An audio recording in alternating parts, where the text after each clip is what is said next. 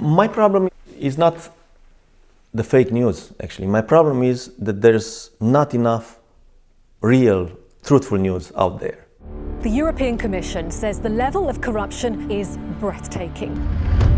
When you look at criminals that operate across borders, you see this global kleptocracy that amasses huge amounts of wealth that's not distributed to anyone else. Corruption and crime account for probably 20% of the global economy. It's really one of the most destructive things on earth. We're trying to tell this story to the world. People have power. They can change these systems. A fair trade watchdog reports that 2/3 of the 177 countries it surveys are below average in the corruption stakes.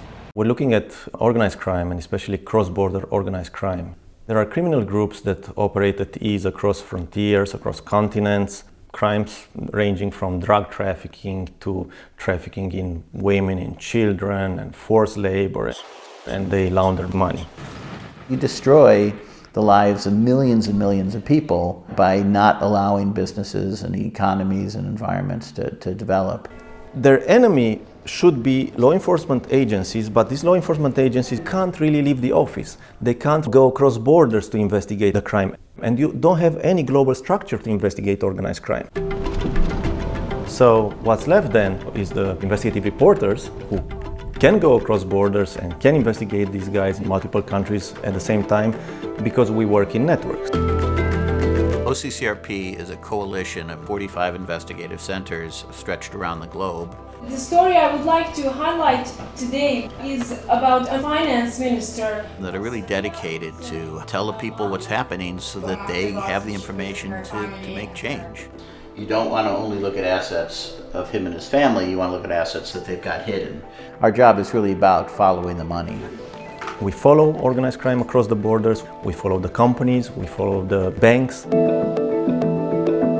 Villains, dictators, authoritarian regimes, bad companies come and go, but the core figures in the system, the banks that facilitate the movement of funds, the accounting firms, the trust firms, this is the core of how corruption works. Do you have 2014 as well? Can I take a look just to see what happened? These expensive sound completely fake and made up, so it's not real. When you investigate organized crime and corruption, what you realize is that the criminals employ the same method to steal public money. You see a lot of patterns. So that's when we started this initiative called the Investigative Dashboard, where we collected as much data as possible.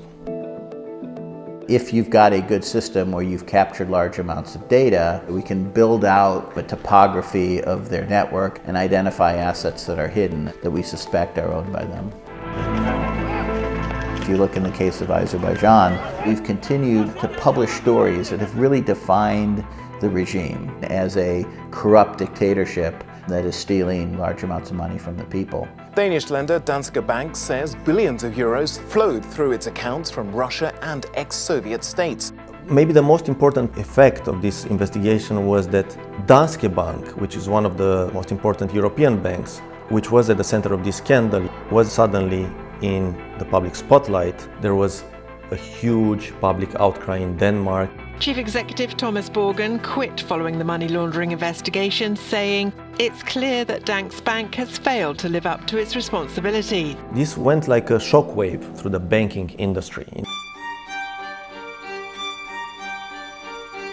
Eventually, these systems, under their own corruption, collapse. The president of Bosnia's Muslim Croat Federation has been arrested in an anti-corruption probe. The cases that OCCRP brings to us really makes our policy work better. You can talk for years before to them, you have to change this is dangerous, due diligence is due. Nothing happened, they're not going to pay attention. It's when those OCCRP stories are coming out. This is when policymakers really listen.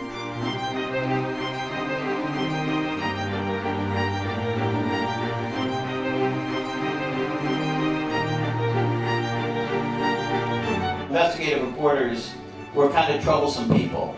We are really, truly the last people defending the truth in some of our countries. We want a global community of investigative reporters sharing data, sharing techniques, working cross borders that is firmly tied to the public and the public good.